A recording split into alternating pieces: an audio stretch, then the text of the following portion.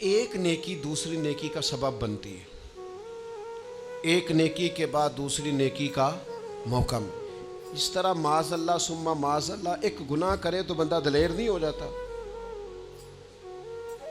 کہ چلو یار ایک کر لے. ہمارے بزرگوں نے لکھا ہے کہ آپ کی نماز قضا ہو جائے تو کسی کو بتائیں نہیں میری قضا ہو گئی, پھر تو وہ کہے گا چلو میں بھی قضا کر لیتا ہوں. آپ کوئی گناہ کریں تو گناہ کا اعلان, کوئی غلطی ہو جائے تو چھپائیں, بتائیں نہیں, ورنہ دوسرے بھی دلیر ہو جائیں.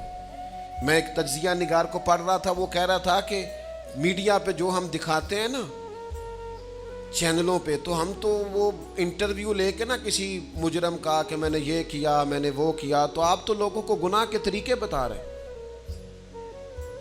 آپ لوگوں کو دلیر کر رہے ہیں کہ اس نے کر لیا تو میں کر لوں گا تو کیا ہو گیا. ایک گناہ دوسرے گناہ کا دروازہ کھولتا ہے. اسی طرح ایک نیکی دوسری نیکی کا سبب بن جاتی ہے. عارف رومی فرماتے ہیں ایک شخص نے اپنے مرشد سے پوچھا تھا کہ حضور مجھے کیسے پتہ چلے گا کہ میرا ذکر قبول ہے.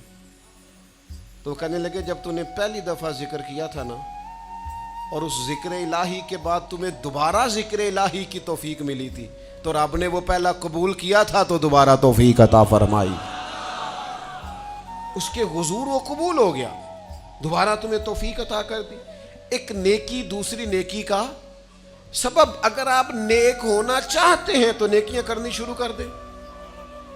بعض دوستوں سے کہتے ہیں داڑھی شریف رکھ لیں تو کہتے ہیں ابھی میں نیک نہیں ہوں. تو میں نے کہا داڑھی رکھ کے تو بندہ نیک ہوتا ہے, اب رکھیں گے تو نیک ہو جائیں گے. شروع تو کریں, آپ کو اس کا لحاظ ہوگا کہ یار اب میں نے داڑھی بھی رکھی ہوئی. ایک نیکی دوسری نیکی کا رستہ کھولتی ہے, ایک نیکی دوسری نیکی کے لیے راہ کو کشادہ کرتی. اگر نیک ہونا چاہتے ہیں تو یہ روحانی قانون یاد رکھیں کہ ایک نیکی دوسری نیکی کا سبب بنے گی. امام طبرانی روایت لائے ہیں نبی پاک علیہ السلام کے حضور ایک شخص نے عرض کیا تھا کہ یا رسول اللہ صلی اللہ تعالی علیہ وسلم, دور جاہلیت میں نے 360 بچیوں کو زندہ درگور ہونے سے بچایا ہے. ان کے ماں باپ اور ان کا باپ جو تھا وہ معاذ اللہ ان کو زندہ دفن کرنا چاہتا تھا. میں نے اونٹ دے کر بچیوں کو بچایا اور پھر میں نے ان کی پرورش بھی کی. تو یا رسول اللہ صلی اللہ علیہ وسلم میں نے 360 بچیوں کی جان بچائی ہے, مجھے اس کا اجر ملے گا؟ یہ بڑی باریک بات اس شخص نے پوچھی ہے. اصول یہ ہے کہ حالت کفر میں جو انسان نیکی کرتا ہے اس کا اسے اجر نہیں ملتا. اجر کے لیے ایمان ضروری ہے, ایمان پر اجر مرتب ہوتا ہے.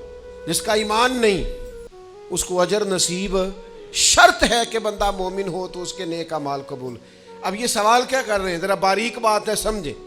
یا رسول اللہ صلی اللہ تعالی علیہ وسلم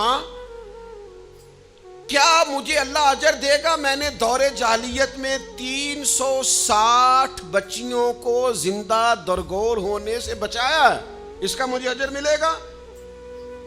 قربان جائیں, حضور فرماتے ہیں انا افصح العرب, میں عربوں میں سب سے زیادہ فصیح و بلیغ ہوں. اس نے کہا حضور اجر ملے گا؟ تو حضور فرمانے لگے تمہیں تو اجر مل گیا ہے. وہ حضور سے پوچھتا ہے یا رسول اللہ میں نے 360 بچیوں کی جان بچائی ہے, زندہ درگور ہونے سے بچایا, اجر ملے گا؟ حضور فرمانے لگے تمہیں تو مل گیا ہے. او بھائی مل گیا نا, حضور کے سامنے بیٹھا ہوا ہے, اس سے زیادہ بھی کوئی اجر ملنا ہے؟ نبی پاک کے سامنے بیٹھ گیا ہے اور حضور سے سوال کر رہا ہے.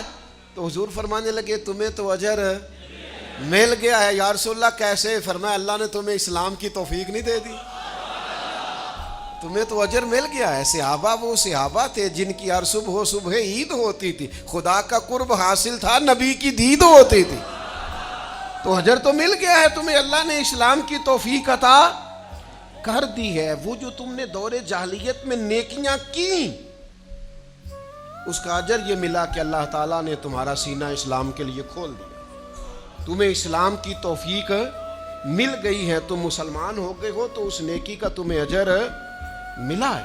زندگی بھر یاد رکھیں, آپ نیکی کریں گے تو نیکیوں کے رستے کھل جائیں گے.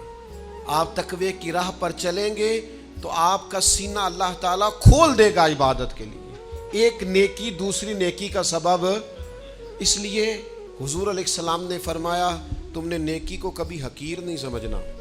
کچھ نہ ہو سکے تو بھائی سے مسکرا کے ملاقات ہی کرنا. چھوٹی سے چھوٹی نیکی کو بھی چھوڑیں, حریص ہو جائیں نیکیوں کی. نیکیاں کریں گے آپ محسوس کریں گے کہ ایک روحانی ضابطہ قائم ہو گیا ہے کہ اس نیکی کی وجہ سے اللہ تعالیٰ مزید نیکی کی توفیق عطا کر رہا ہے.